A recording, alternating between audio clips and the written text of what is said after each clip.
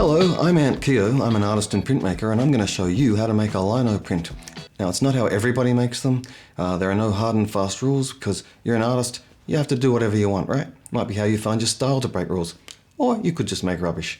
It could really work either way, but look, it's up to you. I'll just show you what I do. It'll hopefully work for you. Now, look, I have a pretty simple style, so it's not going to maybe work for everyone, but I think hopefully there'll be enough here for you to glean something and become a better printmaker. All right, let's get into it.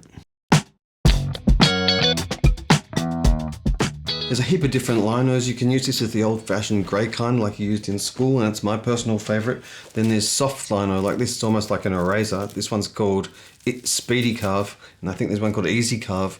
And that's very good, especially if you're a beginner. Great for stamps as well. I've seen people making kind of small stamps with it. It is way easier to carve, but I think the line is potentially not as kind of tight. So to transfer your image, you can draw directly onto the lino, but do it pretty lightly because the pencil marks will show up on your paper. With a more complicated design, and the way I do it is to draw on tracing paper and flip over the image, draw over it again. Usually I use a red pen so I can see where I've been drawing, and that pencil mark will be directly transferred onto your lino so that you can see what you're doing. There are a load of different cutting tools you can use. This one's a good economical one to start with. It's called a Hwahong. I think that's how you say it. And it's such a step up from the cheap sort of pine-handled school ones. This is my favorite tool. It's called a Pfeil, I believe. I don't know how to say it because I'm not from Switzerland, but it's a great tool. They're about $40 or something like that, so they're not cheap. Now, when you're cutting, you want to apply even pressure to the tool. And when you're cutting a curved line, it can help to turn the lino. And of course, always cut away from your body and keep your hands out of the way of the blade, just like they told you in school. So you obviously want your print to be in the middle of the page. So the easiest way is to draw yourself some guidelines on some cardboard or a base plate. Or if you want to go a step further, I made myself this cardboard jig here, which holds the lino in place so it can't move. If you're printing multiple colors, these Turns Burton registration pins are fantastic. You can easily remove the paper and put it back, say, a week later, and it's still going to be in register. So I found those to be great. You can buy them in Blicks, I know, in the US, and you can go directly to the website and buy them in bulk. You got rollers. There seems to be soft rollers and hard rollers. They look almost the same.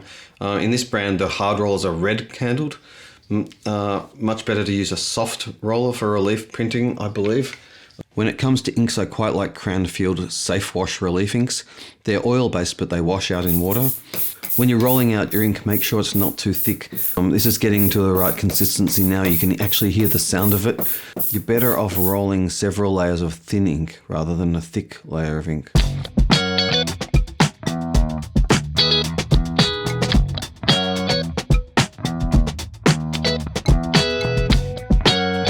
Now, unless you have a printing press, which we'd all love to have, you're going to be hand burnishing, and you'll want a burnishing tool. That's one from an art shop. But I find equally as good, if not better, just a plain old wooden spoon from the supermarket, $1, and you'll get a nice shiny patina there before long, and you can get an awful lot of pressure there onto the print and get great results with that.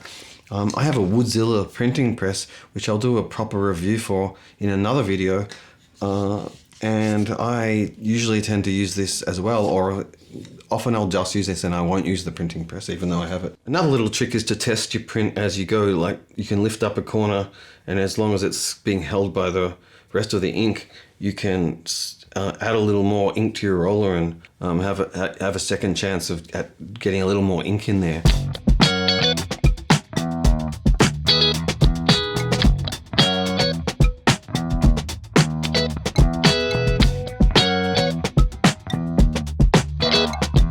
So thank you, hope that was useful. See you next time.